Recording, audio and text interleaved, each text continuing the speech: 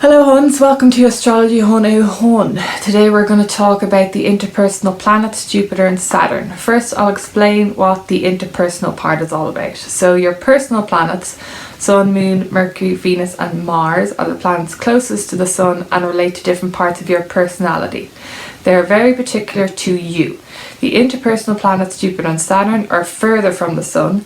They're still relevant to you, but they're about how you interact with other people and the outer world. These planets move slower than the personal planets. Jupiter takes about 12 years to complete its cycle around the Sun, so a year in each sign. And Saturn's cycle takes 29 years, so 2.5 years in each sign.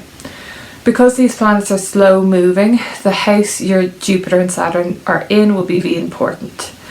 Looking at Jupiter first, your Jupiter placement dictates where you find luck and opportunities in your life. It's the shit that comes naturally to you and where you'll find success. Jupiter is all about expansion, so it encourages you to broaden your horizons. If you've Jupiter in a fire sign, you'd be fearless and optimistic, a lot of big dick energy, especially if your Jupiter is in Sag, because Sag is ruled by Jupiter. If you have Jupiter in an earth sign, you'd be a bit more cautious in taking risks. You believe in work, not luck. If you have Jupiter in an air sign, your luck and opportunities are all about interaction with others and using your intelligence. If you have Jupiter in a water sign, it's all about intuition. You trust your gut will lead you down the right path. You're extra lucky if your Jupiter is in Pisces, as it's a secondary ruler. Saturn in your birth chart is a bit darker. It determines where your fears and insecurities lie. It's a bit intense, but it also includes what life lessons you have to learn to overcome these insecurities, particularly during the time of your Saturn return, which I'll talk about in a minute. Saturn signs almost work in the opposite way of that sign's normal traits. For example, fire signs would normally be very confident and risk-taking, but if you have Saturn in a fire sign, your insecurities show up as a lack of confidence and a fear of risk-taking.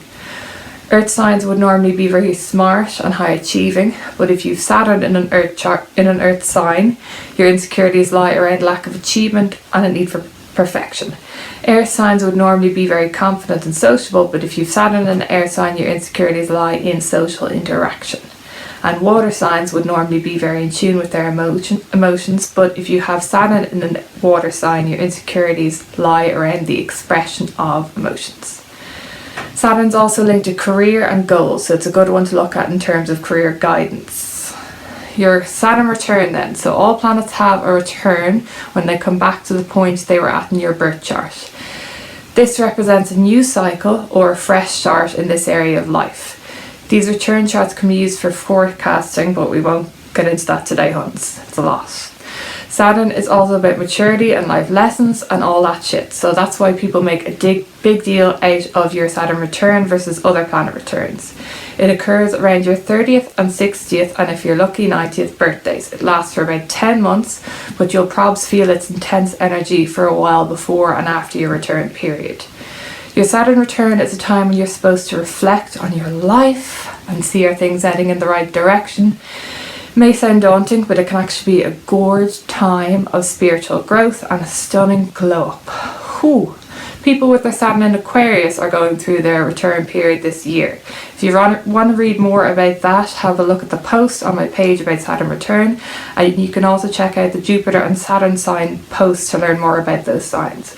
Or if you'd like a more intimate personal vibe, I do a variety of readings on my website astrohuns.com. Thanks for watching. Hope you enjoyed it. Have a gorgeous day, Huns. Okay, bye.